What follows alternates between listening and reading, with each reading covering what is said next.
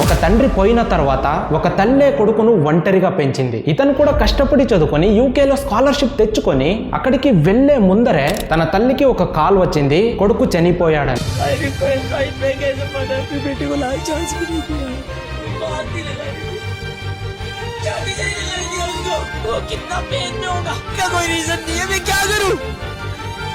ఫిబ్రవరి 3, 2026 ద్వారకాలోని Lal Bahadur Sastry college సమీపంలో ఈ ఘటన జరిగింది. ఒక 17 ఏళ్ల మైనర్ లైసెన్స్ లేకుండా స్కార్పియో నడుపుతో రాంగ్ లైన్ లోకి వెళ్లి 23 ఏళ్ల ఈ సాహిల్ ధనేశ్వర బైక్ నైతే గుద్దేశాడు. తీవ్ర తల గాయాలతో సాహిల్ అక్కడికక్కడే చనిపోయాడు. ఆ తర్వాత ఈ కారు ఒక పార్క్ చేసిన టాక్సీని కూడా గుద్దేసింది. ఆ స్కార్పియో కారు ఏదైతే ఉందో దానిపై 13 ఓవర్ స్పీడింగ్ కేసులు అయితే ఉన్నట్లు సమాచారం ఉంది. ఇదంతా ఒక రీల్ కోసమే అనే ఆరోపణలు కూడా వినిపిస్తున్నాయి. ఇక తప్పు చేసిన అతనైతే బయలుపై బయటకు వచ్చేసాడు, ఎందుకంటే వాళ్ళు ధనవంతులు కాబట్టి. కానీ ఒక తల్లి ప్రశ్నకు సమాధానం ఎవరిస్తారు? ఇలాంటి పరిస్థితి ఏ తల్లిదండ్రులకు రాకూడదు. రోడ్లు షూటింగ్ స్పాట్లు కావు. కొన్ని సెకండ్ల రీల్స్ కోసం ఇలా చేయడం ఎంతవరకు కరెక్టో మీరే చెప్పండి. So drive carefully. వీడియో నచ్చితే లైక్ అండ్ షేర్ చేసి సబ్స్క్రైబ్ చేసుకోండి.